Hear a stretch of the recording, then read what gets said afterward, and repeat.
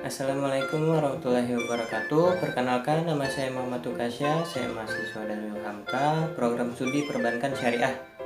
Kali ini saya ingin bahas tentang manajemen risiko dalam perspektif Islam dan juga manajemen operasional bank syariah. Mari kita mulai dari manajemen risiko dalam perspektif Islam. Risiko dalam perspektif Islam. Risiko dalam perspektif Islam muncul karena adanya keterbatasan dan ketidaktahuan dari manusia. Artinya, manusia memiliki peran dalam menentukan hasil dari perbuatan yang dilakukannya. Ajaran Islam terdiri dari dua kaidah. Yang pertama itu kaidah ibadah dan yang kedua itu kaidah muamalah. Dalam hal ibadah, jangan kerjakan kecuali ada perintah. Sementara dalam hal muamalah, kaidah pada dasarnya adalah halal dan diperbolehkan, kecuali jika ada dalil yang melarang, baru hal tersebut tidak boleh dilakukan. Perspektif Islam dalam pengelolaan risiko, suatu organisasi dapat dikaji dari kisah Yusuf dalam mentakwilkan mimpi sang raja pada masa itu. Kisah mimpi sang raja termaktub dalam Al-Quran surat Yusuf ayat 43 yang berbunyi, raja berkata kepada orang-orang terkemuka dari kaumnya, sesungguhnya aku bermimpi melihat 7 ekor sapi betina yang gemuk-gemuk dimakan oleh 7 ekor sapi betina yang kurus-kurus, dan 7 butir gandum yang hijau dan 7 butir lainnya yang kering. Hai orang-orang yang terkemuka, terangkanlah kepadaku tentang tabir mimpiku itu jika kamu dapat menabirkan mimpi. Dari kisah yang digambarkan oleh Al-Quran, bisa difahami bahwa pada 7 tahun kedua akan timbul kekeringan yang dahsyat. Ini merupakan suatu risiko yang menimpa negeri Yusuf tersebut. Namun dengan adanya mimpi sang raja, yang kemudian ditakwilkan oleh Yusuf, maka kemudian Yusuf telah melakukan pengukuran dan pengendalian atas risiko yang akan terjadi pada 7 tahun kedua tersebut. Hal ini dilakukan oleh Yusuf dengan cara menyarankan kepada rakyat seluruh negeri untuk menyimpan sistem hasil panen pada panenan 7 tahun pertama demi menghadapi panceklik pada tahun 7 berikutnya. Dengan demikian, maka terhindarlah bahaya kelaparan yang mengancam negeri Yusuf tersebut. Sungguh suatu pengelolaan risiko yang sempurna. Proses manajemen risiko yang diterapkan oleh Yusuf melalui tahapan pemahaman risiko, evaluasi, dan pengukuran pengelolaan risiko.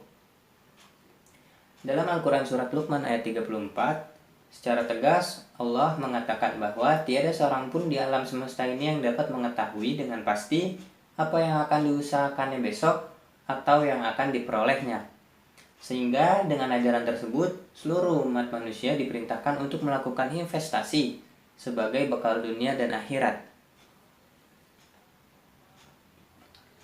serta diwajibkan berusaha agar kejadian yang tidak diharapkan tidak terdampak pada kehancuran fatal terhadapnya, atau yang biasa disebut dengan mitigasi risiko. Islam memberi ajaran untuk mengatur posisi risiko dengan sebaik-baiknya, sebagaimana Al-Quran dan hadis mengajarkan untuk melakukan aktivitas dengan memperhitungkan yang sangat matang dalam menghadapi risiko. Dalam usahanya mencari nafkah, seorang muslim dihadapkan pada kondisi ketidakpastian terhadap apa yang akan dihadapinya. Kita boleh saja merencanakan suatu kegiatan usaha atau investasi, namun kita tidak bisa memastikan apa yang akan terjadi. Dari hasil investasi tersebut, apakah untung atau rugi? Hal ini merupakan sunatullah atau ketentuan Allah yang disampaikan kepada Nabi Muhammad SAW. Selanjutnya dari risiko operasional. Risiko operasional adalah risiko yang timbul karena tidak berfungsinya sistem internal yang berlaku. Misal, ada kesalahan manusia, kegagalan sistem, dan faktor eksternal seperti bencana alam, demonstrasi besar, dan risiko operasional yang meliputi 5 hal. kegagalan proses internal perusahaan, kesalahan sumber daya manusia, kegagalan sistem, kerugian yang disebabkan kejadian dari luar perusahaan, dan kerugian karena pelanggaran peraturan dan hukum yang berlaku. Kerugian risiko operasional terjadi tidak saja pada lembaga keuangan, baik lembaga keuangan bank maupun lembaga keuangan bukan bank, tetapi juga terjadi pada perusahaan sistem, perdagangan, pertambangan, dan semua perusahaan dalam sektor ekonomi lainnya.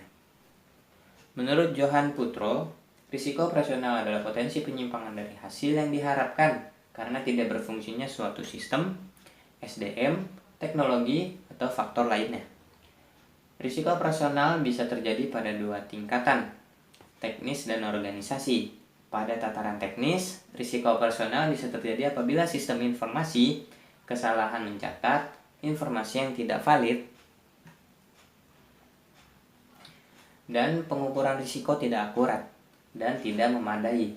Pada tataran organisasi, risiko operasional bisa muncul karena sistem pemantauan dan pelaporan, sistem dan prosedur, serta kebijakan tidak berjalan sebagaimana mestinya. Secara umum, risiko operasional terkait dengan sejumlah masalah yang berasal dari kegagalan suatu proses atau prosedur. Oleh karena itu, risiko operasional sebenarnya bukan merupakan suatu risiko yang baru dan tidak hanya dihadapi oleh bank. Walaupun semua bank anak menghadapi kegagalan harus memiliki proses untuk mengatasinya.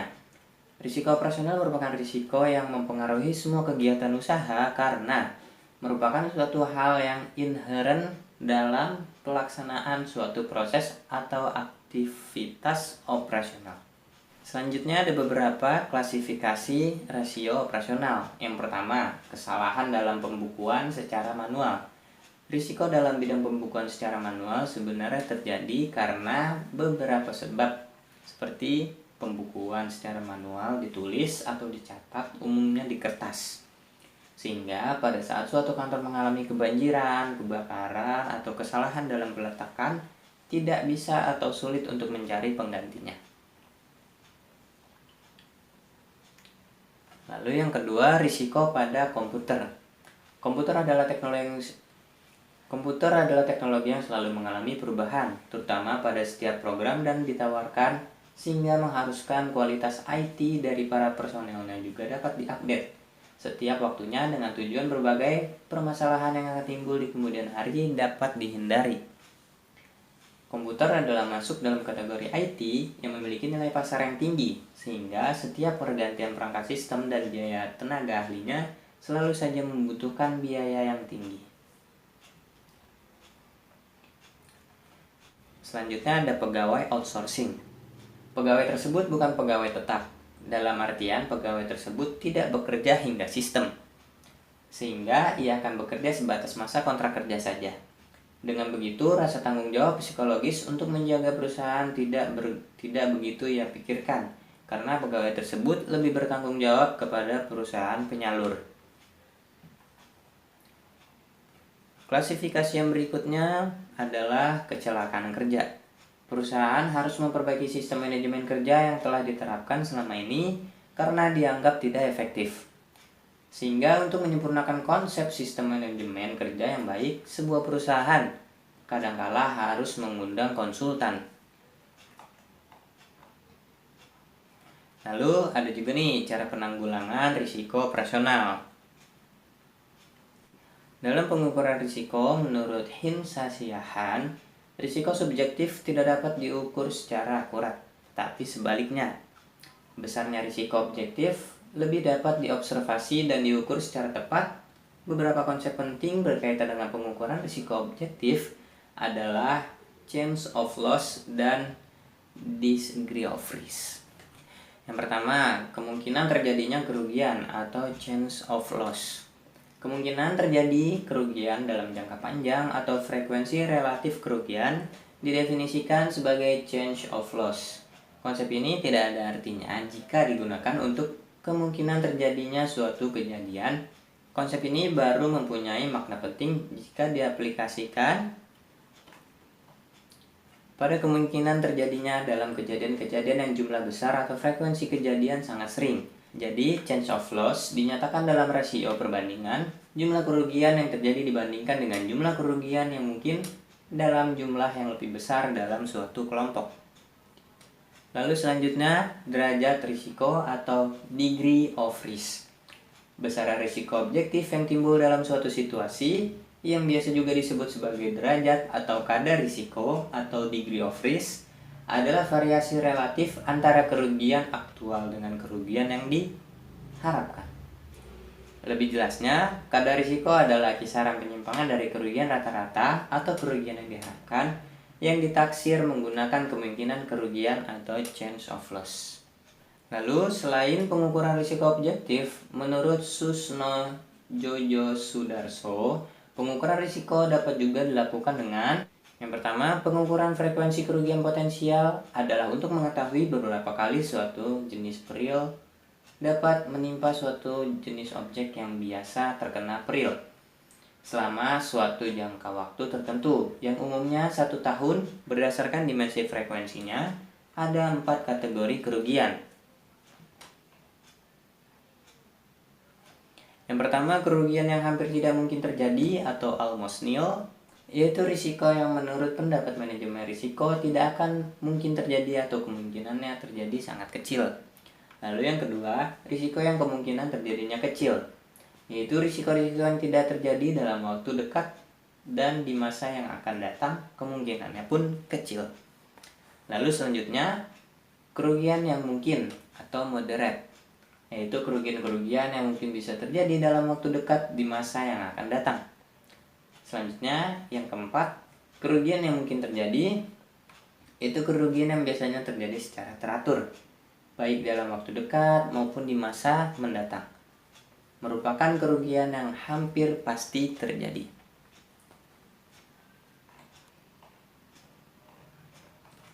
Sekian video dari saya, kurang lebihnya mohon maaf. Billahi fisabilil haq fastabiqul khairat. Assalamualaikum warahmatullahi wabarakatuh.